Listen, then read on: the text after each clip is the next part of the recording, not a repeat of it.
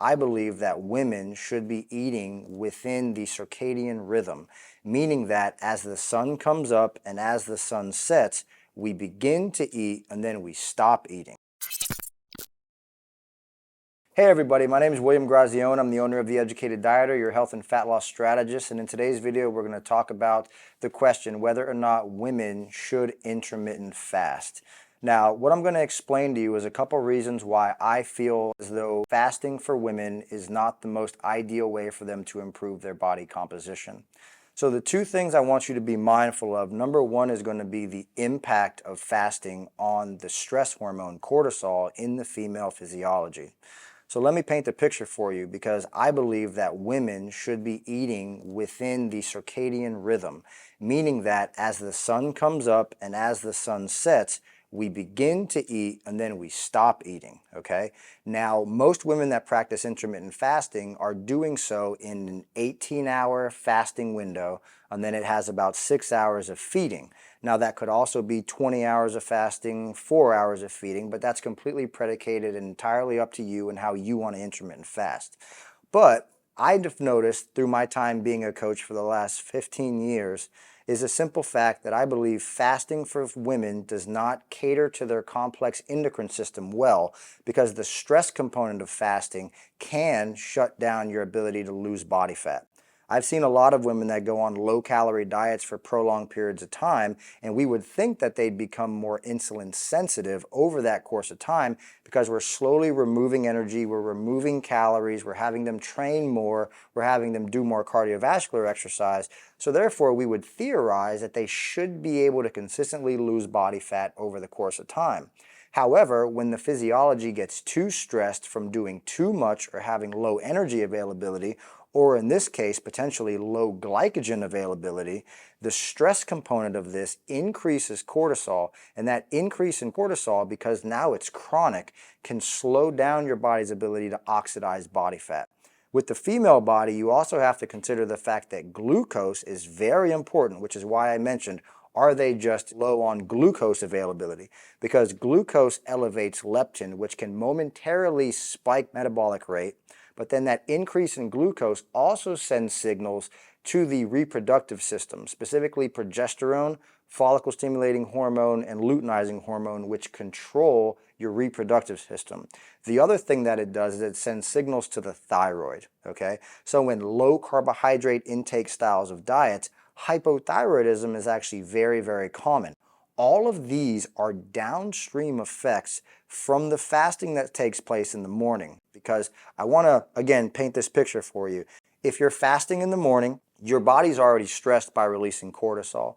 So therefore, now you go and you do your fasted cardio kickboxing or your HIIT cardio class or whatever it may be, and that's adding stress to your body. So now you have the stress of the cortisol spike in the morning, by which if you've ever looked at a circadian rhythm chart, you would know what the cortisol wave is supposed to look like. It would spike in the morning and then drastically decrease as the day goes on, making you tired probably around 6, 7, 8 o'clock, and then as melatonin releases as the sun goes down, now you're tired and ready for bed.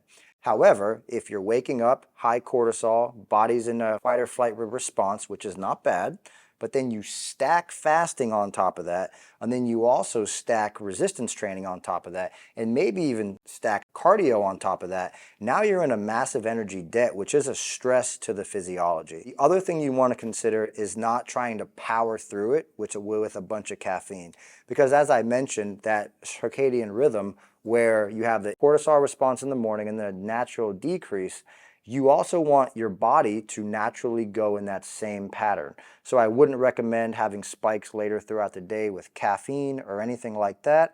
And I would recommend eating with the circadian rhythm. So as the sun comes up, you wake yourself up, you hydrate, maybe go for a quick walk if you want to, if you have the time to do that.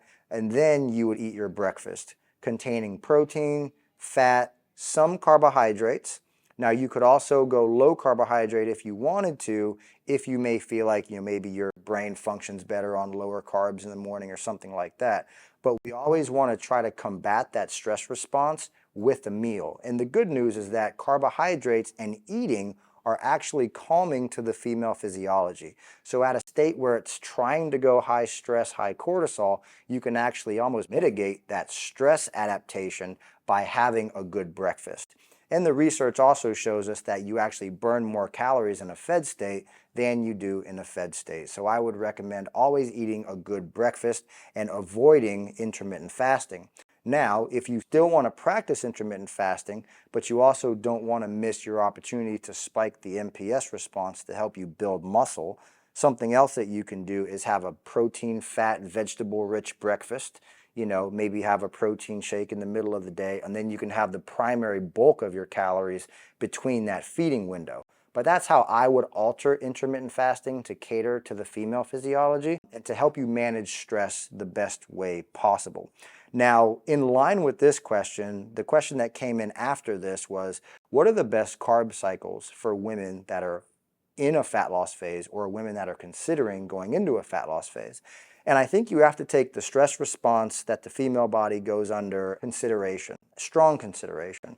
Because if you run them too long on low calories, I believe you're forcing more metabolic and hormonal adaptations. So what I really like to do is maybe have one high carb day, followed by maybe 3 or 4 low carb days, and then I'll spike the high carbs again. So we'd run one high day, 3 or 4 low days, one high day, 3 or 4 low days.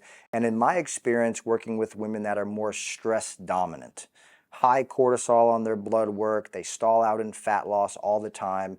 This has been a routine that I've seen work over and over and over again. Now, the caveat to this is, are you working with a woman that may be very overweight? If a woman's very overweight and losing body weight will dramatically help her improve her health, she can practice intermittent fasting.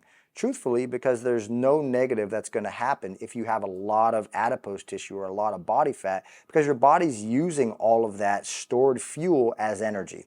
I'm talking about the woman that is chronically stressed out. Maybe she's running a business, she's raising kids, she lives off of caffeine, and she doesn't eat because she's so tired and wired and she's just doing everything for everybody else that maybe she doesn't get to eat until 1 or 2 o'clock in the afternoon. That's the woman that this video is made for. So I would strongly encourage that you consider breaking your fast first thing in the morning, allow that fight or flight high chronic stress response to subside, and I can guarantee you you'll put yourself in a better position where you're no longer stress dominant and your physiology is capable of losing body fat at the appropriate amount. Thanks so much for tuning into this video. Hopefully you guys found it helpful. If you did, go ahead and leave a comment down below. I appreciate y'all and thank you for watching our channel.